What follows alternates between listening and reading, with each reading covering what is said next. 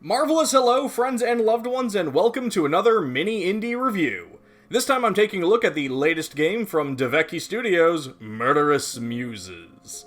The game is currently available on Steam, PlayStation, and Xbox, with a Nintendo Switch version coming soon.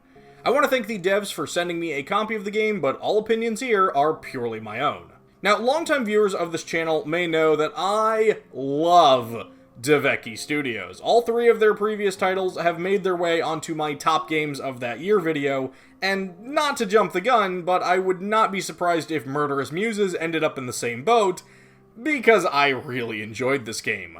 You play as a security guard for Gallery Argenta, a museum on the island of Merlehaven that's currently hosting an exhibition for a murdered artist named Mordecai Gray. At the time of his murder, Gray was painting portraits of 6 Merlehaven residents and mixing their blood with his paint. And to put it simply, one of these 6 people was the killer. Unlike most other Devecchi games, Murderous Muses offers a full 3D environment in which you can walk around, collect inventory items, and solve puzzles. The structure and graphics reminds me a lot of 90s era PC games, and I think that blends really well with the live-action clips that this studio is so famous for.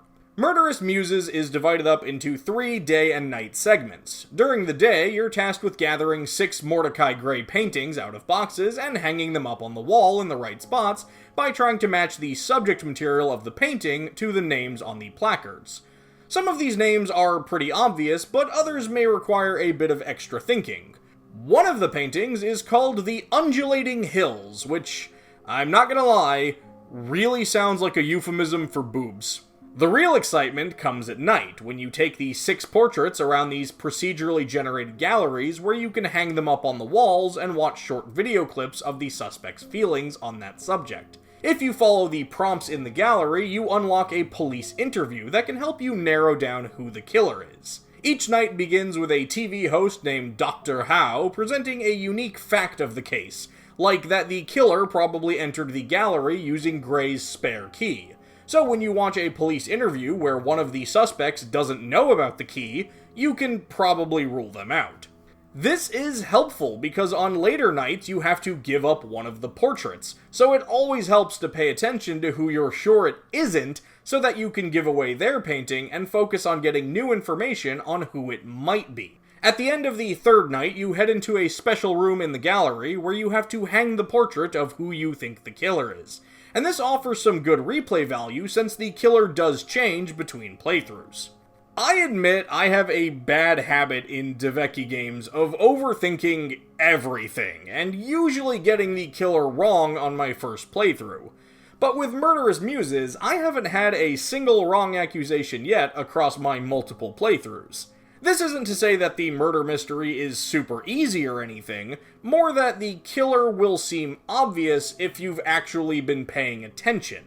It's a game that rewards using logic and narrowing down the suspects over the 3 nights until it's pretty clear that only one suspect could have done it.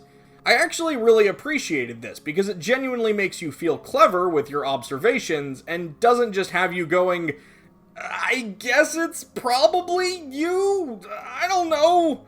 One of the main things I like about Murderous Muses is that there is far more to this game than it initially appears.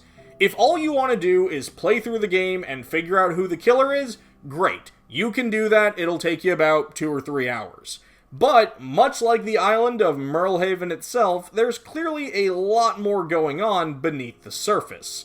For starters, every painting in the gallery gives you some rich and interesting history into the world and mind of Mordecai Gray, and the information changes depending on when you listen to it. During the day, you hear from Jamie, who provides insight into the mind of the artist and the history of the painting. But at night, you get to hear from Higgins, who lets us know that there's far more sinister truths about this quaint place that we know nothing about. And I apologize for both of those terrible impressions. Each of the 3 galleries also has a puzzle that unlocks a room with an urn in it, and these urns grant videos of a peculiar little girl with a connection to our murdered painter. There are also unique lore paintings for all 6 suspects that flesh them out, and we learn things about them that we may not have expected, for all of these Murderous Muses have their own secrets. Overall, Murderous Muses has basically a lot of the same things that I've loved from every other Deveki Studios game. We've got enjoyably in-depth lore on the location. Like, I loved learning about Merlehaven. I enjoyed just listening to information about the paintings. There's delightful FMV acting. All of the actors did a great job here. There's a gorgeous redhead, because there's always a gorgeous redhead. Thank you, Deveki Studios. And best of all, there is just an engaging mystery with these supernatural undertones that do a really good job of sucking me in. I give Murderous Muses an Aurora Woods out of Undulating Hills. Thanks again to Deveki Studios for granting me a copy of the game, and thanks to all of you for watching. If you'd like to see me do more mini indie reviews, let me know in the comments below, and please consider subscribing to see all of my future content. Thank you again for watching, and until next time, take care.